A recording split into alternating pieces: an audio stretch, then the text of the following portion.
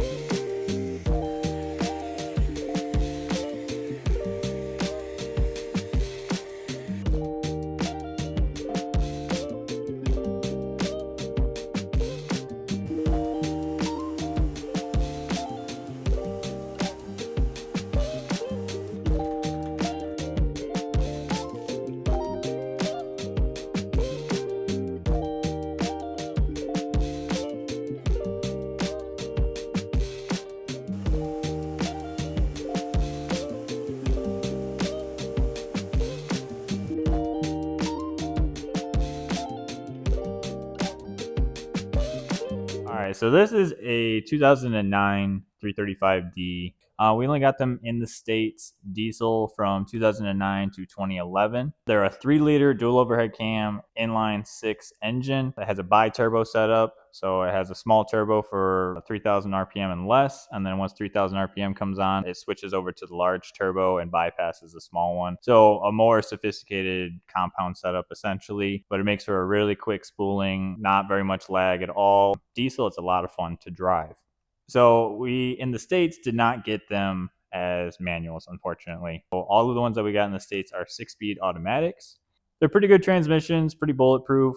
This one has issues. I absolutely love this engine. I've had an X5 previously with this engine and have been intrigued with it. As you've seen on our channel, the OM606 swapped Ranger. I really have a thing for inline 6 turbo diesels.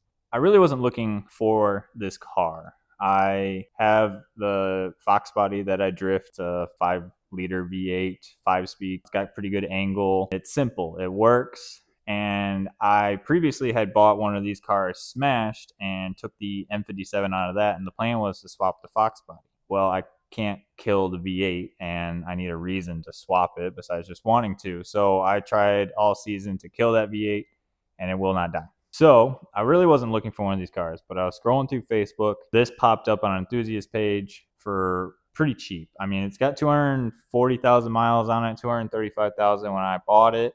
And it's got some issues, but it was cheap enough that I could jump on it. And the plan is to turn this into another drift chassis. The issues of this car, I was told that it had a 4th gear bushing issue. So when it would shift from 3rd to 4th, it would flare sometimes. And the previous owner wanted to sell it as is, and so I got a good deal on it. He did a bunch of work to it before, a bunch of maintenance to try and get it up to date. He put it on coilovers. It's on Silver's coilovers. It's got some M3 control arms on it. It's a decently set up car, and it drives really nice. Like I said, he sold it to me with a 4th gear bushing issue. I could never get it to do what he said it was doing until the other day. So it took me about almost 5,000 miles to get it to flare again, and it just does it randomly. So this 6-speed needs to be pulled out, the automatic, and the plan is to swap in a manual 6-speed. So I have imported a 6-speed from a 330D over in Europe. They got them manual over there, of course. We didn't get the good stuff over here, but we did get more power. So the 330D doesn't make as much power as a 335. So I've imported a couple of those transmissions, one for a backup. They will bolt right up to this M57 diesel engine, all factory bolts, and then I have to figure out a clutch setup for that. This car is also a factory tan interior car that is partially swapped to black, and so I need to finish that black interior swap for my liking. I like black interiors. But the reason that I went after this car is it actually matches my wife's E90 that we bought for her and built for her to see if she wants to drift, if she likes drifting. So that's just a FDF Mini Mantis kit on that car, welded rear diff. It's a 6-speed manual 328 car. It's got an N52 naturally aspirated inline 6, very reliable engine, and it's just a new chassis to play around with. So I bought this car because it matched at least the exterior of her car. So now we have matching cars. I'm used to more angle than her car has. Her car has a decent amount of angle with the mini kit. It's got some issues that I got to work through. But with the Fox body, I'm used to a decent amount of angle. I mean, 55 degrees, 60 degrees of angle is a lot, and I love to use all of it. So with this car, I'm going more towards a competition style build. I want big angle, well, as much angle as I can get under a stock body. I don't want a wide body this car. I don't want overs. So the plan is more angle, a new chassis to play around with because this is an independent rear suspension car. I want a new challenge, kind of figured out the straight axle, and I want something new to play around with. So that's where this car comes into play. It makes about 400 horsepower. At least that's the claim of the tuner or the tuning company. And then about 600 foot-pounds of torque. It has a larger fuel pump and a couple other mods to it.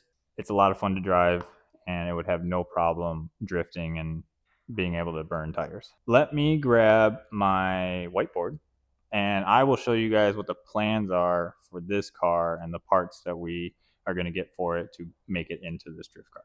Okay, so here's my list of what the plan is for the car. So there are some things that I'm pretty dead set on, and then there are some things that are still up in the air, and I wouldn't mind everybody's input. You can comment below what you think is best for this car, if you have experience or if it's just something you'd rather see. But I want to do a WiseFab narrow front angle kit. It is WiseFab's kit that still fits under the stock body without having to do an over or a wide body. I want to get as much angle out of stock body as I can. A lot of that also depends on front wheel setup, I understand. But I want to do the WiseFab narrow front angle kit. Obviously, we are doing a 6-speed conversion. We have the transmission from overseas that we're going to be swapping into this car. I also have a parts car that we have nicknamed the Hoopty because it is a older 3 Series. It's just a gas version, but I just need that for all my manual swap parts, my pedal box, my shifter parts, some wiring harnesses to make it as factory as possible. So we have that parts car, and it also is going to provide us with some black interior swap parts. It is a mostly black interior car. It has some white seats that are not getting swapped over, but it has everything else, all the small trim pieces, the black carpet, and then we're going to redo the headliner to be black. The other big thing with this car, previous owner did a lot of maintenance to it, but I need to pick up where he left off and get it reliable for drifting. I like to build cars and then just have to dial them in. I don't like building cars and then blowing a radiator and doing this if I can avoid it. So I want to do as much preventative maintenance for that as possible. So we're going to be doing gaskets and water pump and different hoses. I believe these are the original turbos with 240,000 miles on them. So I'd like to go through those. It's also having an overboost code issue. Wastegate's probably stuck shut, or it's a pressure sensor issue. So I need to figure that out. We're also going to do mounts and stuff. This already had motor mounts done, but we're going to do trans mounts as we're converting it. A bunch of other stuff as we go through it. I want to bring up to par with maintenance so that we're not going to have any issues at the track. With that, we're also going to do some cooling mods, kind of going along with maintenance, water pump and things, but I would like a larger, or at least an aluminum radiator, maybe a dual flow. There's a lot of guys that drift the N54 cars, which are similar, but I'm assuming very similar with the heat that they produce. So those guys typically have cooling issues. So I want to do a bigger radiator in this car to try and prevent that. Usually this car is on some BMW M Pars or M Parallels, whatever you want to call them. Those are my favorite factory BMW wheel for these 3 Series. So it's going to go on those. It should be relatively the correct specs for the front end with the WiseFab kit. Should be close to where I can make that work. If not, we'll have to figure something else out. I want bucket seats. I'm used to them in the Fox body, and I don't want to be rolling around in this car. Even with the sport seats that are flopped into it, I think that a bucket is best so that I'm not having to brace myself with my knees and I can just focus on driving. Along with that is a steering wheel. I'm big on your driver connection to the car, so I want to feel connected to it and be able to drive it as best as I can.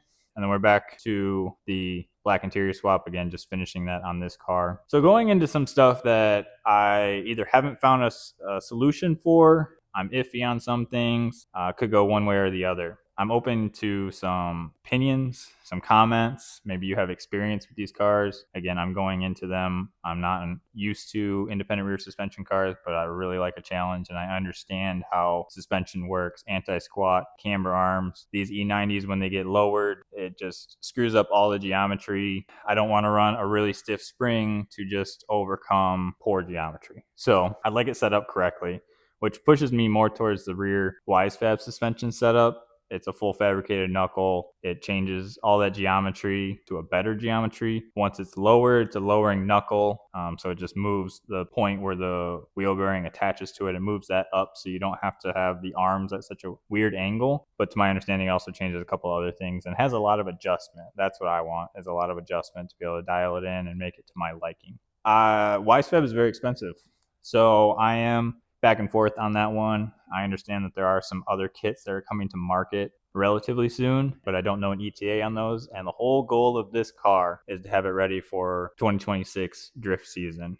I want to be at the first event, test and tuning this and getting it ready. So whatever I can get in a timely manner is what I'm going to go with. All right, so the big thing with diesels, properly tuned diesel is fairly clean once it spools up, and this car spools up very quickly. So there's just a little bit of black smoke, and then it's pretty clean after that. I want people to know that this is a diesel. It's not super common to drift a diesel, at least over here in the States. I'm going back and forth between a hood exit or a rear exit. Now the hood exit has a lot of difficulty with it. We'll throw in maybe some shots of the engine bay in these cars, or really any BMW. They're packed. I mean, BMW has a lot of heat shields and everything. So it's really, really tough to get a hood stack or a hood exit out of this car reliably. I don't want it close to vacuum lines or other plastic parts that I'm just going to end up melting. But one, in tandem, I don't want to smoke out the guy behind me. Tire smoke is bad enough. I don't want to add black smoke to it. So a hood exit is nice in that regard. Plus, it lets everybody know that it's a diesel.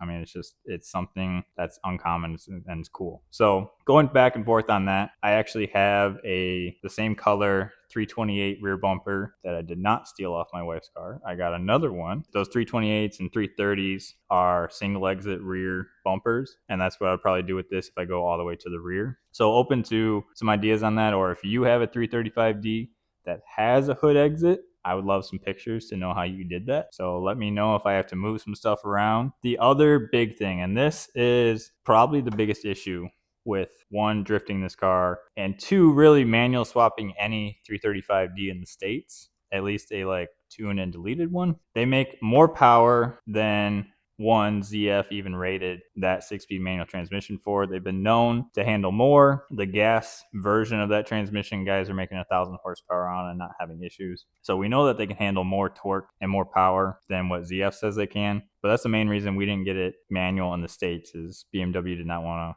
my understanding, BMW did not want to warranty, obviously going over the rating of what ZF said that transmission can handle. Same thing goes for the clutch setup. It is a relatively small clutch, so getting one to handle a lot of torque is somewhat difficult. Most of the options on the market I would have to import. Most of them are set up for the 330D that the transmission came out of overseas. And the biggest thing is, do I go with single disc or do I make the big jump to a twin disc? All the twin discs on the market are $2,000 and above. Some have even touching in at $3,000.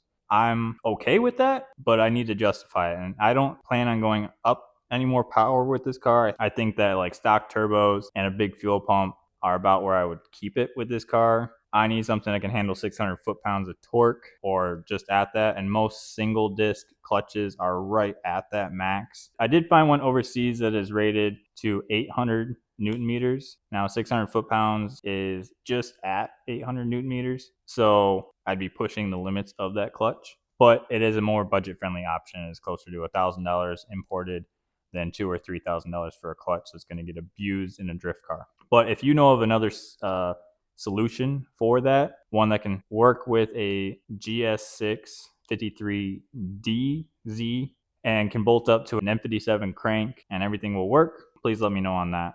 The other couple of things that are up in the air is a shifter setup. I don't really want to run the factory one. I got the parts car for all the little things that just make it factory, all the foam sound deadening that BMW put into it, and a couple other brackets and things like that. But I would prefer to run like a short shifter. There are a lot of those on the market, so if you have experience with that, let me know. Secondary to that is dual calipers. So initially, I was big on keeping the factory handbrake, because on all of, or at least the Fox body and say the Ranger that are manuals, and I've deleted the factory handbrake. It's just a small thing. Is when you have it idling there and you're heating it up, but you're on an angle, a hill. So then you're either putting like a 2x4 behind the tire or turning the wheels to where it binds and it won't roll with the welded diff. And you have hydro, but you don't have. So the factory handbrake, although simple and stupid, I like that. But I also want a more reliable handbrake than the factory handbrake. I want to go dual caliper setup. I don't know which one yet.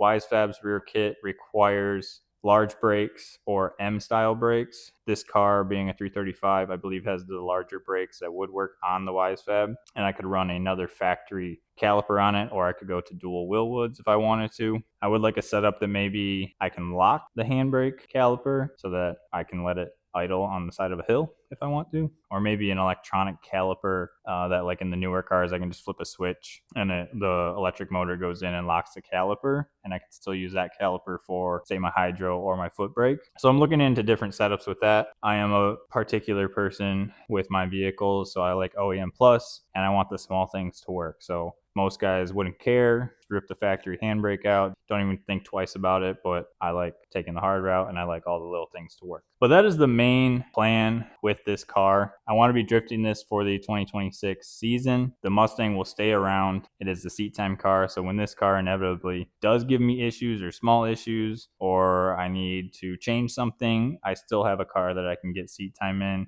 and still improve my driving with. So again, I'm looking for input on these guys. I'm relatively firm on these. Obviously, I want a 6-speed WiseFab front narrow. Again, I don't want to wide body it. I don't want overs. I don't like the look of them. I don't really want to do it to this car unless I really have to, but I don't want to.